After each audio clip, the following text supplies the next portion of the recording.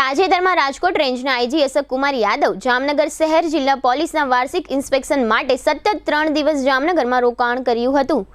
જામનગર ખાતે 3 દિવસના પડાવ દરમિયાન આઈજી અશોક કુમાર યાદવે જામનગર પોલીસ દ્વારા કરવામાં આવેલ કામગીરીની બારીકાઈથી સમીક્ષા કરી હતી।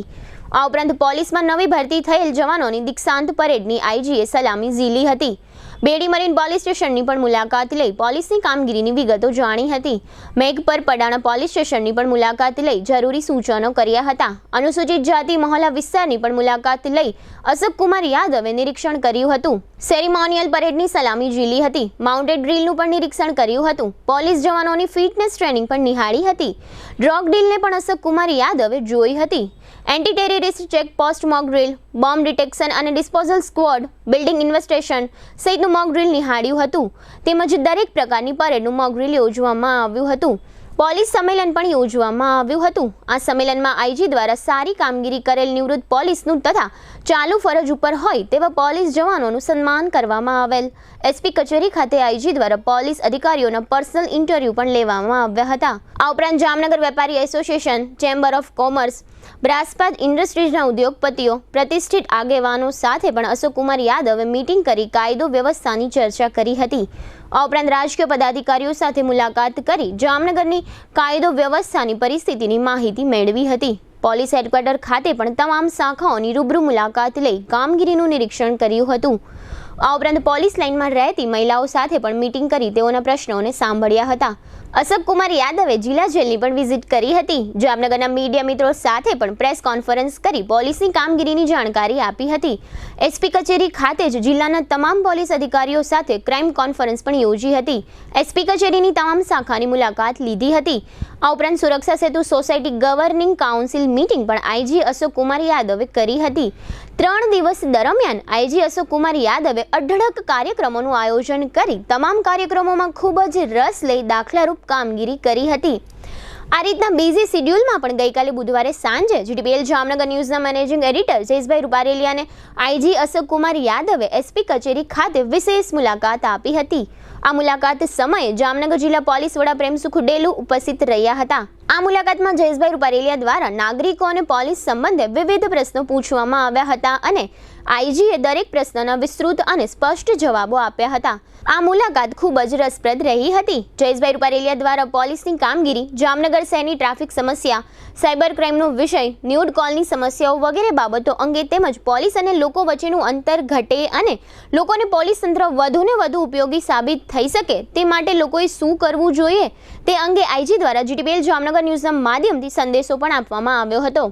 આઈજીએ આ મુલાકાતમાં જામનગરની પોલીસની કામગીરીની પ્રશંસા પણ કરી હતી અને જણાવ્યું હતું કે જે લોકો સારી કામગીરી કરી રહ્યા છે તે પોલીસ અધિકારીઓ તથા કર્મચારીઓને પ્રોત્સાહન આપવામાં આવી રહ્યું છે અને જેઓની કામગીરીમાં પ્રમાણમાં નબળી જોવા મળે છે તેઓને સબક પણ શીખડાવવામાં આવે છે। આ ઉપરાંત આ મુલાકાતમાં આઈજીએ ડ્રગ્સના દૂષણ અંગે પણ વિસ્તૃત રીતે વાતચીત કરી હતી। એકંદરે આ સમગ્ર મુલાકાત ખૂબ જ સરસ વાતાવરણમાં સંપન્ન થઈ હતી। આ મુલાકાતના મુખ્ય અંશો અત્રે પ્રસ્તુત છે। જીટીપીએલ જામનગર ન્યૂઝમાં તમામ દર્શકોનું સ્વાગત છે। આજે અમે લોકો જામનગરના એસપી ઓફિસ ખાતે આવ્યા છે અને ખાસ કરીને છેલ્લા 3 દિવસથી તમે બધા લોકોને ખ્યાલ હશે રાજકોટ રેન્જના આઈજી અશોક કુમાર યાદવ અહીંયા છેલ્લા 3 દિવસથી તપાસણી માટે વાર્ષિક જે તપાસણી હોય છે એના માટે અહીંયા જામનગરની વિઝિટમાં છે અને લગભગ જગ્યાએ જે પ્રમાણે પોલીસની કામગીરી હોય છે ત્યાં વિઝિટમાં સવારથી લઈને સાંજ સુધી કન્ટિન્યુ એક્ટિવિટી કરેલી છે અને જેલ હોય, હેડક્વાર્ટર હોય, પરેડ હોય, લગભગ પોલીસની લગભગ આજે છેલ્લા 3 દિવસથી લગભગ લોકોએ તમને ડ્રેસમાં પણ જોવા મળતા હશે કારણ કે સાહેબ આઈજી સાહેબના એ મુકામ છે અને એટલા બધા ઉત્સાહી છે, એટલો બધો પોલીસ તંત્રને ભલું કરવું છે અને પબ્લિકનું પણ ભલું કરવું છે એવો એક ભાવ ધરાવે છે। અને ખાસ કરીને ગુનેગારોની વાત આવે તો ગુનેગારો પણ બીજી વખત ગુનો ન કરી બેસે એના માટે પણ એક એને સારી વ્યવસ્થા ગઈકાલે એક બાબતનો સેમિનાર હતો। તો આજે આપણી સાથે આઈજી સાહેબ આપણી સાથે એટલે કે અશોક કુમાર યાદવ આપણી સાથે જોડાયેલા છે। આપણે એમને પૂછો કે સાહેબ તમે છેલ્લા 3 દિવસથી અહીંયા વિઝિટમાં છો, શું લાગ્યું છે જામનગરની પોલીસ તરફથી, તંત્ર તરફ કેવું લાગ્યું આપને? જામનગરની પોલીસની અમે છેલ્લા 3 દિવસથી કામગીરીની સમીક્ષા કરેલી છે અને આજે છેલ્લો દિવસ છે એટલે ચોક્કસ કહી શકું કે જામનગર પોલીસની કામગીરી પબ્લિકની આશા અપેક્ષાઓ અનુસાર ખૂબ જ સારી છે અને એસપી અને આખી ટીમ એ ખૂબ જ સારી કામગીરી અહીંયા જામનગરમાં કરે છે। સાહેબ જામનગરની મુશ્કેલી એ છે સાહેબ ટ્રાફિક પોલીસની જે પ્રમાણે વ્યવસ્થા હોવી જોઈએ એ જોવા નથી મળતી, એના હિસાબે જે આમ જનતા છે, આમ રાહદારીઓ છે એ ડિસ્ટર્બ થાય છે। અત્યારે અમુક જે ડાયવર્ઝનના કારણે ટ્રાફિકની મુશ્કેલીઓ થઈ છે એના માટે પોલીસ દ્વારા આજે પણ મિટિંગ કરવામાં આવેલી છે અને નગર મ્યુનિસિપલ કોર્પોરેશન સાથે મિટિંગ કરી અને આ રસ્તા ઉપર પબ્લિકને કેવી રીતે વધુમાં વધુ ફાયદો મળી શકે એના 1-2 દિવસમાં પ્લાન કરશું અને જેથી પબ્લિકને ટ્રાફિકનો કોઈ તકલીફ નહીં પડે. સાથે સાથે અમે સરકારમાં પણ ટ્રાફિક બ્રાન્ચની મહેકમ વધારવા માટેની રજૂઆત કરેલી છે. તો એ સરકારના લેવલ ઉપર પણ એ ચોક્કસ આનો યોગ્ય નિર્ણય લેવામાં આવશે. સાહેબ, અહીંયા જ્યાં ધારો કે છેલ્લા 3 દિવસથી આપ મુકામ કર્યો છે અને ખાસ કરીને તમે પોલીસ તંત્રને દોડતું કરી દીધું છે, તો એમાં શું નવું કર્યું છે અને ખાસ કરીને પોલીસ તંત્રને શું પ્રેરણા મળે છે? પોલીસ તંત્રનું જે બેકબોન છે પોલીસ હેડક્વાર્ટર હોય છે ને એસપી ઓફિસ હોય છે. એટલે એસપી ઓફિસ અને હેડક્વાર્ટરની કામગીરી સારી હોય તો મોટાભાગે પોલીસને બહુ વાંધો નથી આવતો. અમે ટ્રાય કર્યો છે કે જે આખા વર્ષ દરમિયાન પોલીસના દરેક બ્રાન્ચોમાં, દરેક કચેરીઓમાં જે ખૂબ સારી કામગીરી કરેલી હોય એવા લગભગ 80થી વધારે લોકોને પ્રશંસાપત્રનો અર્પણ કરેલો છે. તેમજ તમામ જગ્યાઓ ઉપર જે પોલીસ કર્મચારી અધિકારી દ્વારા સારી કામગીરી કરેલી છે એને રોકડ ઇનામ અને પ્રશંસાપત્ર પણ આપવામાં આવેલો છે. અને અમારું પ્લાનિંગ એ છે કે જે સારી કામગીરી કરે છે એ લોકોને પ્રોત્સાહન મળવું જોઈએ અને જે લોકો નબળી કામગીરી કરે છે અને એક સબક મળવો જોઈએ જેથી એની કામગીરી પણ ભવિષ્યમાં સુધારો થઈ શકે છે. સાહેબ, દિવસે દિવસે સાયબર ક્રાઇમ વધ્યો છે, એના માટે કોઈ આધુનિક ટેકનોલોજી કઈ પોલીસ તંત્ર પાસે? જામનગર જિલ્લાની જે સાયબરની ટીમ છે, હું માનું ત્યાં સુધી રાજકોટ રેન્જમાં બેસ્ટ ટીમ અત્યારે જામનગર જિલ્લામાં છે. એટલે સાયબરના કોઈ પણ ગુના દાખલ થતા હોય તો તાત્કાલિક એ ટીમ બહુ ટેલેન્ટેડ ટીમ છે અને એનું સાયબર ક્રાઇમનો નોલેજ, ઇન્વેસ્ટિગેશનનો નોલેજ ખૂબ જ સારું છે. અને અમે જનવરી મહિનામાં 5 લાખ લોકોને સાયબર અવેરનેસની તાલીમ આપીશું, તેમજ 5 લાખ લોકોને CPRની તાલીમ આપીશું. અને એ પણ એવી તાલીમ છે જે દરરોજ દરેક વ્યક્તિના જીવનમાં જરૂરિયાત હોય છે. ખાસ કરીને સાહેબ, તમને ખ્યાલ છે કે ડ્રગ્સનું પ્રમાણ થોડુંક યુવા જનરેશનમાં થોડુંક વધ્યું છે, પણ આમ ક્યારેય બહાર વાત નથી આવતી. પણ આઉટ ઓફ સ્ટેટમાંથી ક્યારેક બાળકો જ્યારે સ્કૂલ કોલેજમાં ભણતા હોય ત્યારે આ બધી વાત લઈને આવતા હોય. તો આ રાજકોટની આપ જે બધી રેન્જમાં છો, આપ IG છો જે રેન્જમાં, એમાં કઈ આ બાબતની મૂવમેન્ટ જોવા મળે છે? રાજકોટ રેન્જમાં ડ્રગ્સનો દૂષણ સામે આપને ખ્યાલ છે કે રાજ્ય સરકાર દ્વારા ખૂબ જ કડક અમે ઇન્સ્ટ્રક્શન્સ ઇસ્યુ કરવામાં આવેલા છે.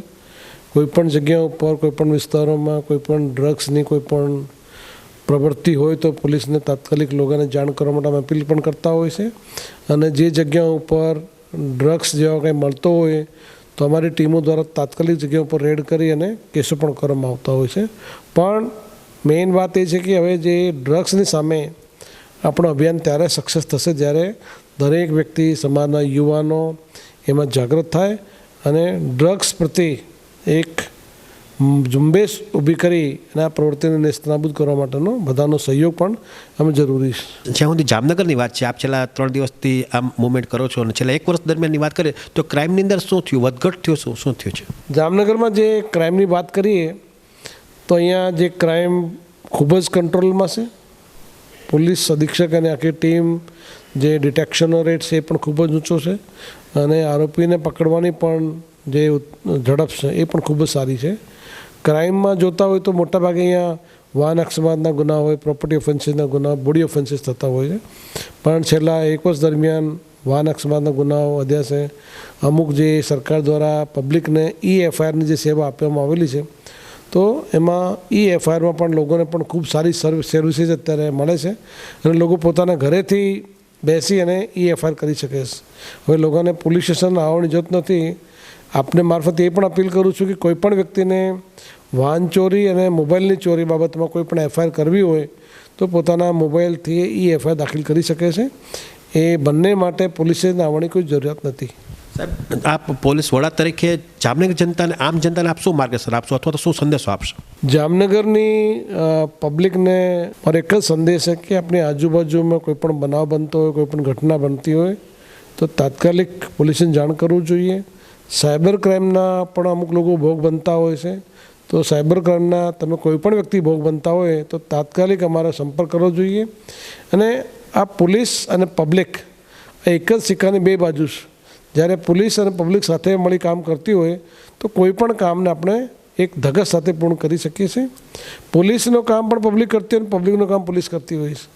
એટલે આપણે મારફતે આજુબાજુમાં કોઈ પણ વિસ્તારોમાં કોઈ પણ નુક્કડ નાટા ગલીઓમાં કોઈ પણ જગ્યા ઉપર કોઈ તકલીફ હોય તો અમારી ટીમો 24/7 એ કામગીરી કરતી હોય છે અને અમારા કોઈપણ પોલીસ સ્ટેશનના અધિકારીને કોન્ટેક્ટ કરી શકો છો, કોઈપણ ડીવાયએસપીને એસપીને, એ બધા મોબાઈલ ઉપર ઉપલબ્ધ હોય છે.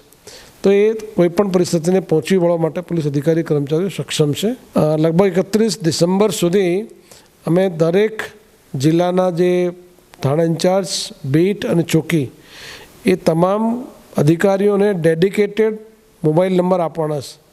અત્યારે શું થતો હતો કે જ્યાં અધિકારીઓ પોતાના નંબર લાવતા હતા, મોબાઈલ નંબર, અને પછી લઈ જતા હતા, એટલે પબ્લિક પાસે કોઈ ચોક્કસ નંબર મળતો નથી. હવે સરકાર દ્વારા તમામ અધિકારીઓને એક ચોક્કસ નંબર પોલીસ સ્ટેશન વાઇઝ એ આપવામાં આવેલો છે, જેથી પબ્લિકને ભવિષ્યમાં પણ ખૂબ જ મોટો એ ફાયદો મળી શકે છે. અને એ નંબર કોઈ પણ અધિકારી આવે પણ એ પરમાનન્ટ નંબર પબ્લિકને અવેલેબલ રહેશે.